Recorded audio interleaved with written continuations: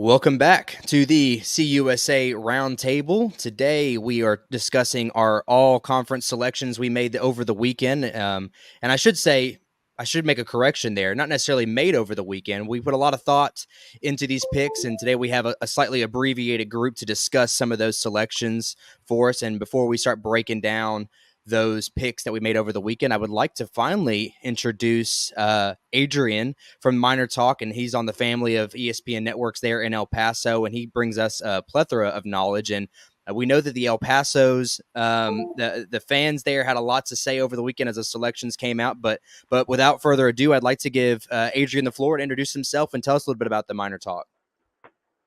What's up, guys? Thank you guys so much for having me. Thank you for including me a part of this.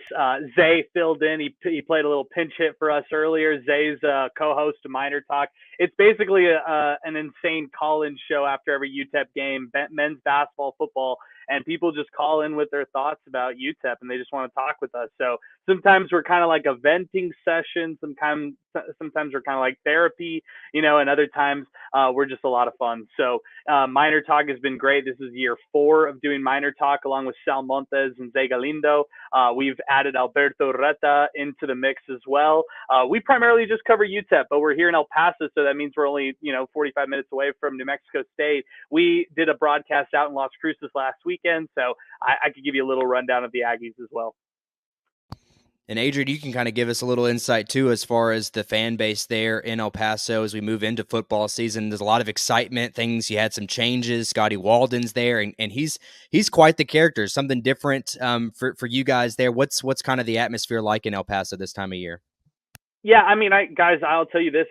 Fans will show up. You talk about fans that are just loyal. It's UTEP fans right there, albeit sometimes it's in a form of 25,000 going to a Sun Bowl. Sometimes it's in the form of 45,000 and a sellout at the Sun Bowl. So, it's varied as far as how many people actually go out there. But the attention's there. You see it all over social media. People care. You see us post our All-Conference USA preseason list.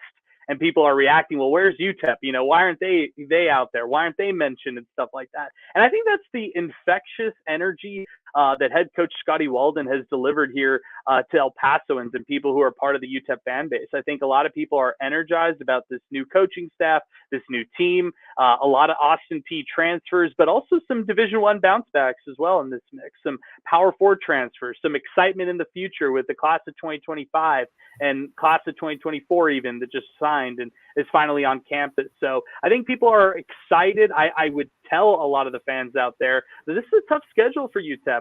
Playing 2 Power 4 teams and Nebraska to open up the season and then pretty much closing it out against Tennessee. It's a really tough schedule when you look at it from top to bottom for the Miners. I think if they can get out of September with at least a little bit to build on, they'll be okay. But I still feel like this is a rebuild kind of season for UTEP, or at least laying the foundations for the future. I think rebuild sometimes gets lost in, they're going to be a 3-win or a 4-win team.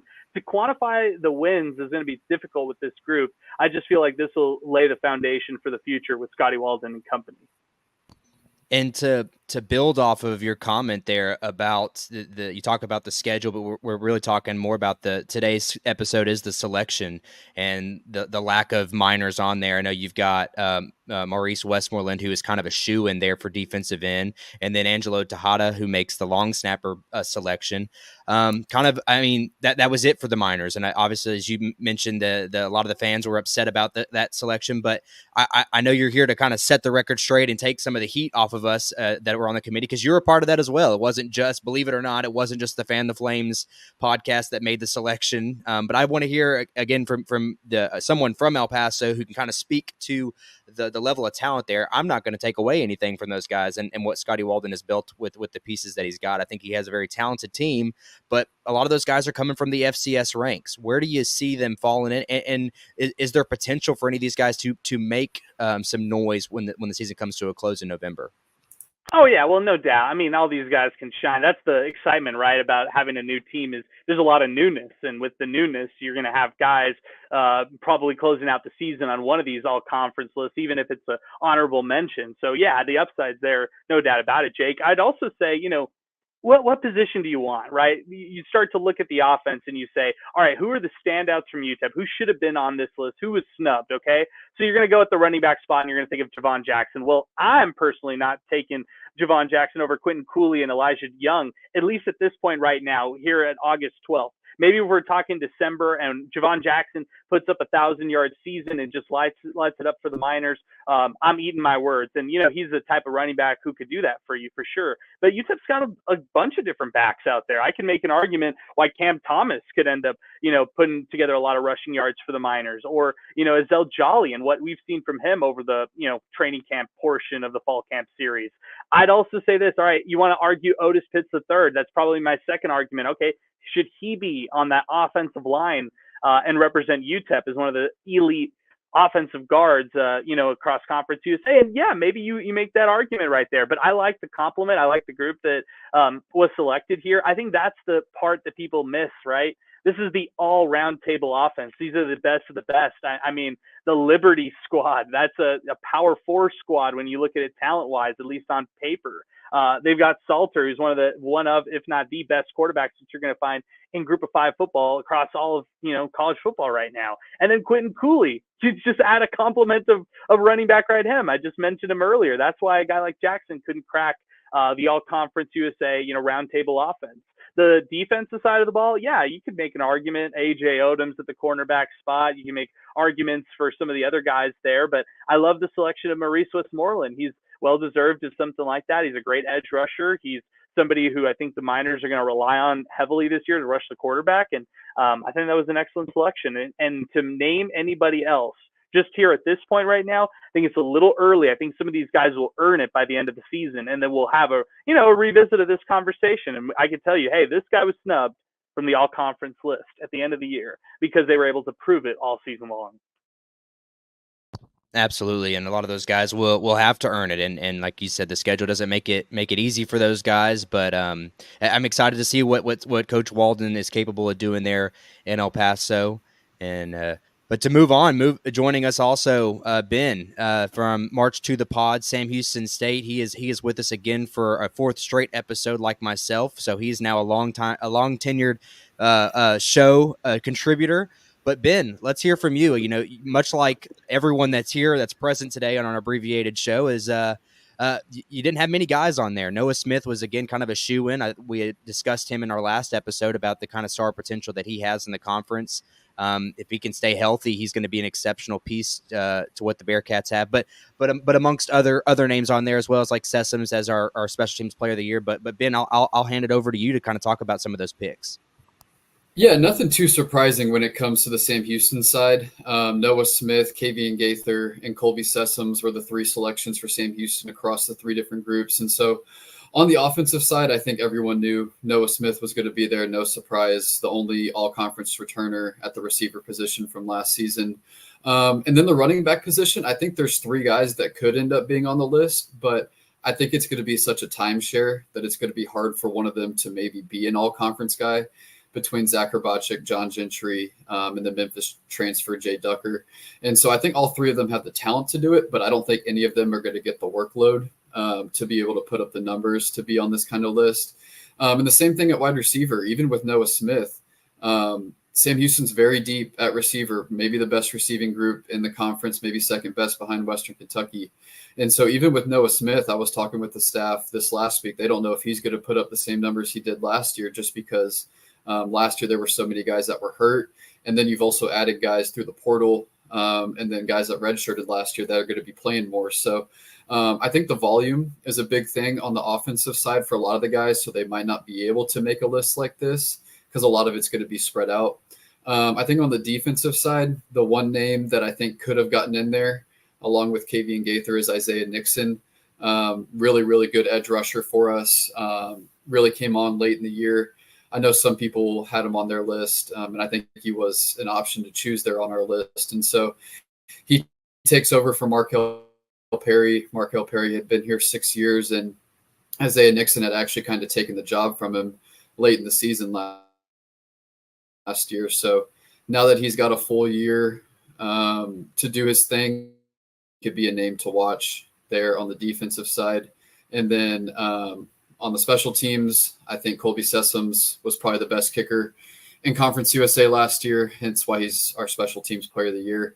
Kind of flew under the radar out of high school, was a 5-star Coles kicker, was actually at Lamar, the FCS school out in Beaumont, didn't kick his freshman year, and then was just unbelievable for us last year. So you return your kicker, you also return your punter, and Jaden Cardell. I didn't expect Cardell to make this list, but he's very solid there as well. So nothing too surprising on our end. I think the volume kind of takes away from who our selections could be. The only guy that I think might have had a case to make the list is Isaiah Nixon at kind of the edge defensive lineman, linebacker spot. So was pretty pleased with where Sam Houston was with the list. And I think you'd agree there, Ben, that a lot of the lack of voting as far as the Bearcats go just come from a familiarity standpoint. You're going to have a few of those returning pieces like Noah Smith and Sessoms, but the reality is when you have a bad year, you're not going to get voted on these popularity contests, which, again, to fall back on a previous statement, is why Liberty and Western Kentucky are so heavily favored when it comes to voting like this. But it seems like Sam Houston State may be on an uptick this year, and you may get that recognition come November, December. Yeah, I mean, that's kind of the hope. Year one in the FBS, obviously a lot of games didn't go your way on the final play. You could have very easily been an 8-4 team instead of a 3-9 team. So you're hoping some of the luck goes that way. I think some of the injury luck you're hoping goes your way also. Like, I know we were talking beforehand, we were playing a linebacker at running back for 2 games in the middle of conference play because we just didn't have anyone to play there. So name recognition is definitely part of it. Guys like there's a lot of guys from our national championship team too that just kind of didn't play last year, were hurt. A guy like Ife Adei, who caught the game-winning touchdown in the national championship, was maybe our best receiver that year. He went out for the season in game 3, so he's another guy to watch. He won the state 6A championship in the 100-meter dash in high school, one of the fastest guys in college football. So getting him back is going to be big. So I think name recognition, and then just having a lot of guys out there, you don't really know what the timeshare is going to look like. So I think that's definitely part of why you didn't see a lot of us on that list, and I think I'm okay with that. It's all about acceptance. Well, and now I say it's my turn now to talk about the Blue Raiders, and I am far from acceptance. I'm just as outraged as most Miner fans are about our selections. No, not true. But the only selection for the Blue Raiders was at the linebacker position. We had Parker Hughes, a guy who I think stood out to a lot of people last year. Very high volume tackle at the linebacker position, a junior this year. So we're very excited to have him back.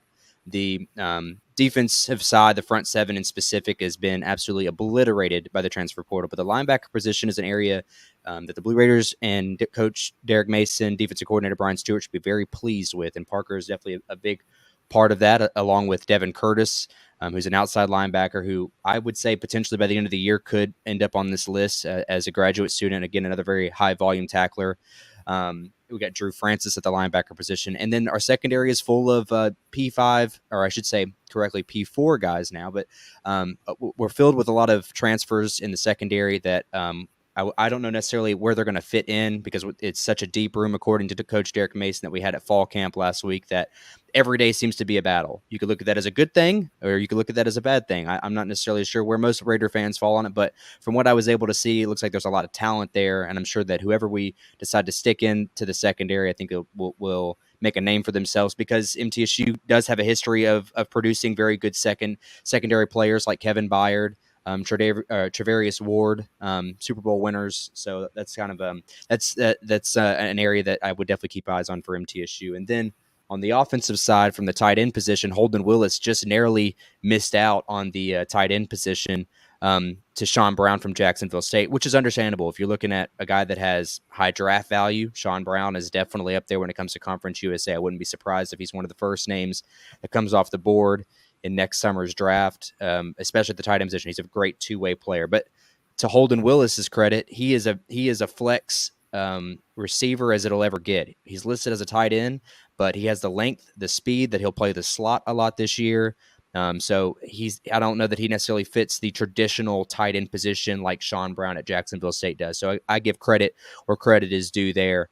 And then Past that, I'll go back to the special teams, which is such a weird thing for me to be arguing and pleading MTSU's case for. But special teams matter, as it does to our special teams coordinator, Luke Pascal. He said, if we're not trying to be the best team in the country, then what are we doing? So he's got a great, experienced special team unit, starting off with Zeke Rankin, his last year here in Murfreesboro. An exceptional kicker, obviously flawless at the PATs. He struggles a little bit with the distance kicking, which is why I wouldn't necessarily put him at the top of the league when it comes to kicking, but he's definitely a guy that would be flawless from the PAT perspective. And to be honest, if we don't use him at all this year, that means we're putting the ball in the end zone, and I'm okay with that.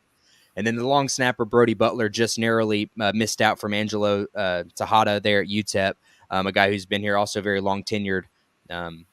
Blue Raider, a guy that, again, has been flawless on his snaps last year. There's not many stats. It's always hard to, if you're not, no one's watching the long snapper position and try to make those votes. But Brody Butler is a guy that I do think at some point would probably get a tryout for practice squad, a guy that's been doing it for a very long time, and he's very good at his craft that is long snapping. So that's my breakdown for the Blue Raiders. But to go back to you guys, Adrian, I know that you touched on it. You have a little bit of expertise there when it comes to New Mexico State, and for them collectively, not many votes at all across the board for them. I know we have, if I can pull it up, I know you got the offensive tackle, Mr. Pete there, and then you've got the safety DeMarcus Crosby, who actually, I'm sure Ben could even make his points on Crosby there, as he's a transfer from Sam Houston State. But New Mexico State, a lot of transfers for the Aggies this year, and again, much similar to what we've been talking about, a lot of just question marks, and we don't really know what they got. But Adrian, what are your thoughts on what the Aggies carry over this season?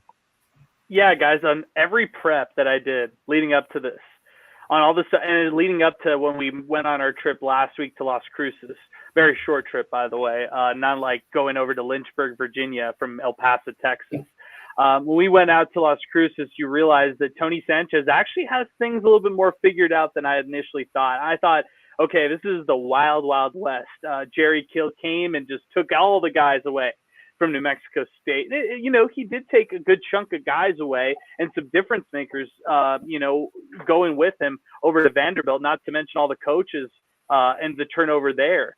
But it seems like things are at least a little further along than I had initially thought in Las Cruces. They have that quarterback battle that they find is very contentious right now. They like Deuce Hogan a lot, who's coming in from Kentucky, and he's one of the guys that they really, really are excited about. But they've got 3 or 4 guys who could really battle for that position and maybe take it once it's all said and done. I think they'll run with multiple quarterbacks, guys. Like if we're talking about, all right, which teams in CUSA are going to throw more than one quarterback out for this 12-game season, throw the Aggies in there, not in pencil and pen for that discussion right there. I think they'll just kind of flip-flop between quarterbacks. And it kind of reminds me 2 years ago when they had Diego Pavia first, before they actually knew who Diego Pavia was.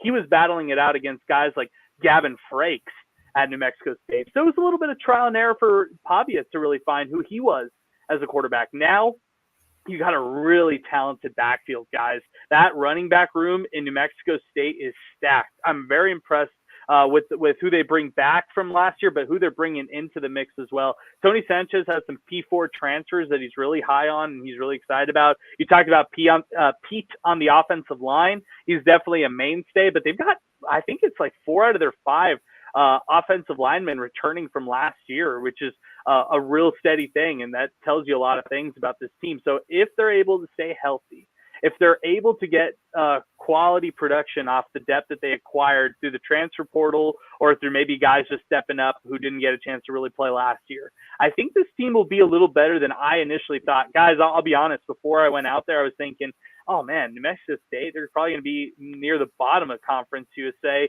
Now after having, discussions with the coaching staff and with some people around that organization, I think they're a little bit further along than I thought. So I wouldn't be surprised to see them finish 5th, 4th, maybe when it's all.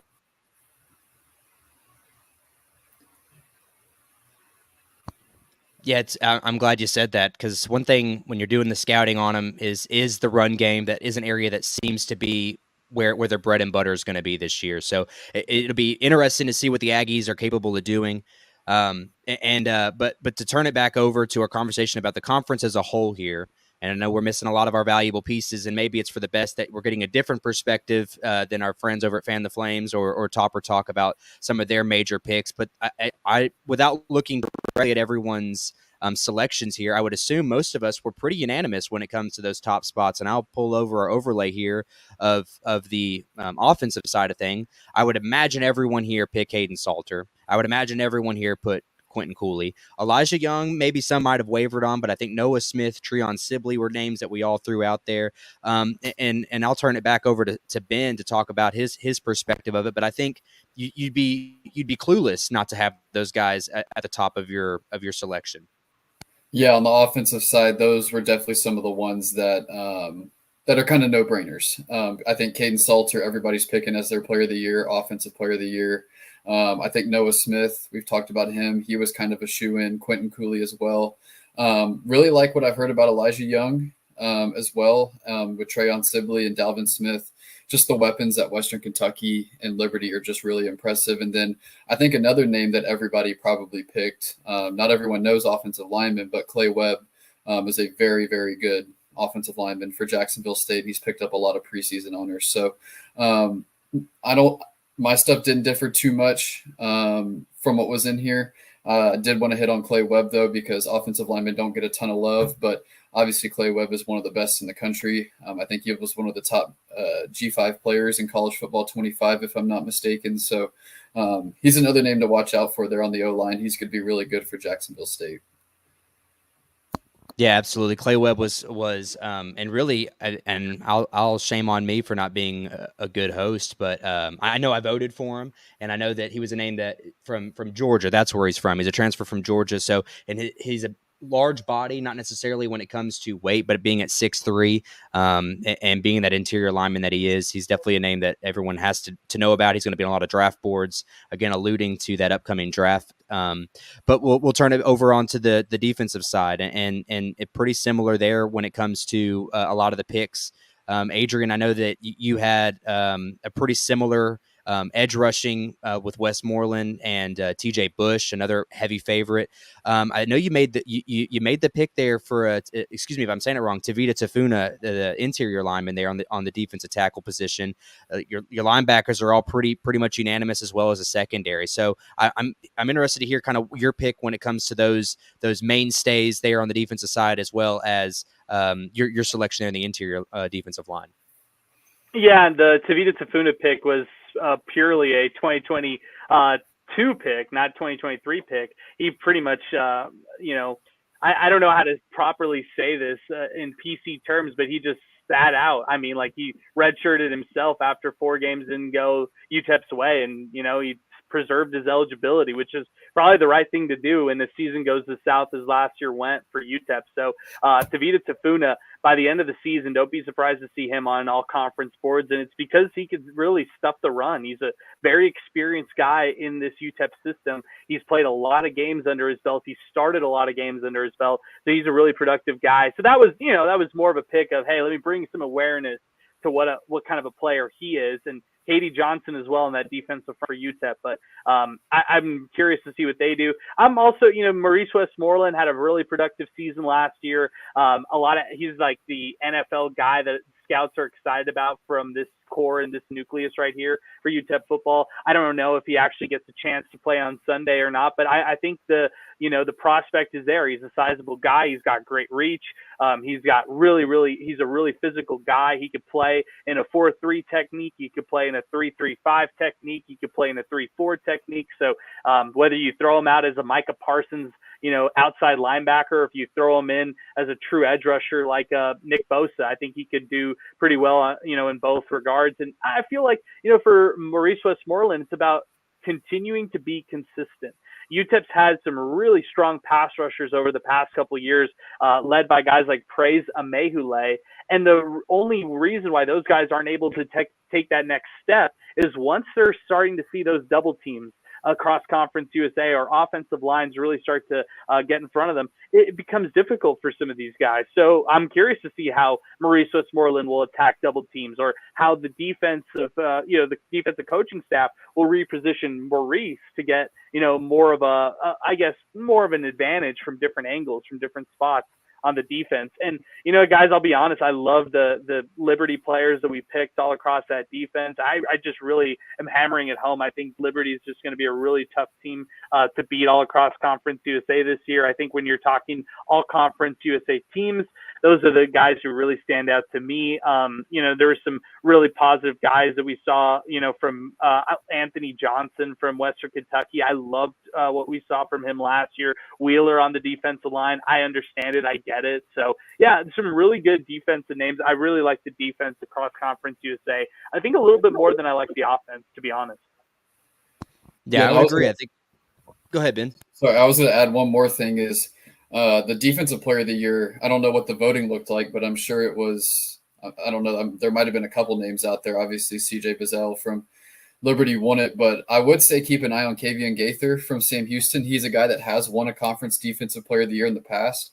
He was the WAC defensive player of the year in 2022, and he's taken over Trevor Williams' role. Trevor Williams led the nation in solo tackles last year, so he's stepping into that role, kind of being the guy, the captain now. So I voted for CJ as defensive player of the year, but it wouldn't surprise me just from a numbers perspective what Kavian can do, just because we've seen him win that award in the past. And then the guy who he's filling in for led the nation in solo tackles. So just from a numbers perspective, he might garner some attention there at the end of the year. Yeah, no, that's a great point. Kavian, I think, is the leading solo tackle leader in Conference USA returning this year. And as you said, he's already having to fill in a position, and he already had nearly, I think it was over 70 solo tackles this last year. So he's a guy that, definitely have your name on. But talk about the defense in collectively for Conference USA. You could make the argument for CJ, which I looked back at the voting. It was majority over at half of us had voted for CJ to win Defensive Player of the Year, and I'll go ahead and pull that overlay up as well right now. But the other names atop of Gaither that we're talking about is Brylan Lee. He was an All-American last year. I think it was the third-team All-American safety out of Liberty. A guy that just has, he just got a knack for finding the football. A lot of interceptions. He also is quite the special teams player. I'm surprised that Liberty decides to use him on special teams. I think I would be protecting him at all costs and using him where he's effective, but I don't get paid to make those decisions. But TJ Bush, Jay Hardy, those are guys that, again, are mainstays. And to build off of the conversation about Western, about Jose Wheeler and Anthony Johnson, who was great last year, Upton Stout is another secondary cornerback there from the Hilltoppers who, again, just has a knack for PBUs. Interceptions. He's also not afraid to put his hat in there and make some tackles on the pass rush. So, guys, that's. I feel like we did a great job as far as covering our own teams as well as the mainstays in Liberty and Western Kentucky. But before we kind of close things out here, we're moving. We're less than 2 weeks away from the opening kickoff of the 2024 season. So I just want to take a second here. I know we'll do another episode in 2 weeks where we're actually going to preview and break down a little bit more in depth our first 2 weeks of games. But guys, I just kind of want to hear some insight. Ben, we'll go to you first. With fall camp halfway over, we talked a little bit about before we came on air the quarterback situation. You might have some clarity, but I don't think you do. But in other areas, how is fall camp going for the Bearcats, and how are you feeling about that kickoff in 2 weeks? Yeah, I think the team's feeling really good. I'm actually going to be out there this coming weekend putting a lot of content together. I've been talking to the staff throughout camp, but I'll get to be there for a little bit this weekend to see it with my own eyes. But it's been really good, obviously, with the quarterback position. This is the third year in a row where you kind of go into the first game wondering who the starter is going to be. The past 2 years, you kind of knew who it was. They just didn't name a guy. This year, I think it's truly a 50-50 split between Hunter Watson, the Iowa Western transfer who won the national title there at the JUCO level, and then Central Michigan starter from last year, Jace Bowers. So sounds like it's a true 50-50 race. They're also hearing some good things. On the defensive side, we actually kind of had a last-minute waiver wire pickup on 2 spots on the defensive side, might have added 2 starters within the past 10 days. Or 1 starter at least there at safety, and Isaiah Cash has over 250 career tackles, 3-year starter at Houston Christian, the FCS school. Houston Christian had their first winning season last year. He was maybe their best defensive player. Was supposed to go to Colorado, didn't end up, so he got here literally the day camp started. So that's a thing to watch there at safety. That was kind of the one position on defense you were a little unsure of. And then you also added Texas transfer Samaje Burrell. who's going to provide some more depth there at linebacker. So quarterback is one to watch. And then another thing people are talking about is the two people that you added right at the beginning of camp. And at least one of them in Isaiah Cash is going to play a really big role in this defense this coming year. Excellent stuff as always from Ben at March to the Pod at Sam Houston State. Adrian, I'll turn it over to you now. UTEP in specific, you got your season kicks off with a tough Nebraska road contest, but then you get things turn around. Southern Utah, you get them at home. So fall camp's halfway through for you guys as well. What are you seeing? I know you've been out at practice. I've seen a lot of your stuff there over on Twitter. I would always encourage people to go follow you after this episode, but tons of good stuff. What are you seeing at fall camp there in El Paso? Yeah, there's a lot, guys. I mean, you guys are boots on the ground too. You guys get it. You guys are part of these programs. You guys speak with a lot of these guys. It's every day things are changing. Every day there's excitement. Every day everybody's just trying to get to the actual season, play somebody else. That's what the conversation is like. But I mean, guys, I don't want to hijack anything or anything, but I just want to ask you. I'll answer a question with a question. Like, what do you all feel like is the identity of CUSA? We've had a bunch of these roundtable podcasts right now, and me as this UTEP guy who covers this team, and I've been a part of this program and been a beat writer for this group for almost 10 years now. And I've seen a lot of iterations of CUSA, just like you, Jake. You've seen a lot of iterations of this league as well. And Ben, you're new to this, but you kind of understand it as well. And I would just say to you guys, if Liberty runs the table, if we're talking about the Flames putting another big season, is this Liberty's conference and we are just guests in this? Because if they go 12-0 and if they make a good case for the CFP, which I'm kind of looking at this thinking, man, this schedule lends itself to maybe doing something like that. If you're a Flames fan out there, what does this mean for the rest of CUSA for football goes? I mean, basketball, we could talk about whole other things. We could talk about excitement with Sam Houston just going out and winning the regular season, Middle Tennessee loading up in the offseason in basketball in a big way. But is football getting away from everybody else? If Liberty is able to run the table this year, guys, I'm just going to float that out there in case we're talking about this at the end of the year. Yeah, it's a really interesting question. And I initially came in a couple of weeks ago thinking, like you were saying, Liberty's going to run the table, go 12-0. But it sounds like Ben, who does some coverage of Liberty, is a little more pessimistic on Liberty than some of us on the outside are. So interested to see if they don't go 12-0, because I think they have the team to do it. But I think it is really interesting to kind of see what the parity of the league looks like, especially a G5 league that really gets hit hard by the portal on a year-to-year basis. And so I think Liberty is probably going to be the team year-to-year that's going to be picked to win the conference. But what does the parity look like on a year-to-year basis? Are there going to be teams that can establish themselves as the 2 and 3, or is 2 through 10 or 2 through 12 just going to fluctuate every year? So really interested to kind of see what it looks like if teams can start to establish themselves as the 2 or 3, because we know what the 1 is. Yeah, and I think there's just going to be a lot of parity, especially with the G5 league that kind of gets gutted from the portal on a year-to-year basis, which is to be expected. So that's definitely something I'm intrigued to see this year and then the years going forward. In complete transparency, I think when it comes to the rest of Conference USA in regards to football, it's a matter of waiting out the Chadwell era. I think he does an exceptional job recruiting and does an exceptional job of retaining the athletes he has. Like, let's be honest, who would have thought that after the season that they had last year, that one, Chadwell would still be in Lynchburg, and that Caden Salter would still be their quarterback, that Quentin Cooley would still be their running back, and all the, we could do this the whole time. But I think when it comes to Conference USA, it's survive and advance until Chadwell gets the job he wants, right?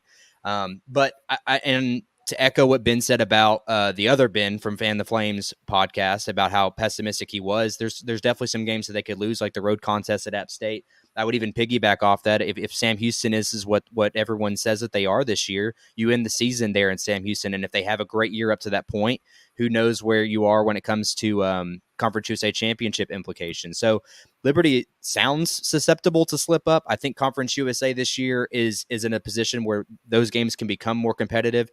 Heck, even MTSU, who was 5-7 a year ago, took Liberty to the wire. It took a fourth quarter comeback for Caden Salter to beat them at home. So if we're even a shadow of the team that we were last year, which I like to think that we are, Liberty comes to MTSU this year. So maybe we're able to sneak one past them in Murfreesboro. And again, maybe that's a lot more optimistic than I think the rest of the conference outlook would be. But I'm a homer. I've got to play my cards, right? So, but other games for them too. Like I'm looking at the schedule. You got Jacksonville State and Western Kentucky. Luckily for them, those are home contests. You think if that's on the other side, when these teams get a second crack at Liberty with the same lineup for the most part, same roster, things can definitely change from season to season. But I think Liberty has the benefit of having those two top tier teams in Jacksonville State and Western Kentucky at home. Those 50-50 games with Sam Houston and MTSU. I think us and the Bearcats have the benefit of having some home field advantage late in the year. And again, it's all about being healthy. How healthy are the Blue Raiders when Liberty comes rolling in there in late November? How healthy is Sam Houston? Those are questions. And same could be said for Liberty. How healthy are they? But Adrian, I think that's a great point. Like, the outlook is different this year. I still think a lot of people are more optimistic about creating more parity at the top of the conference.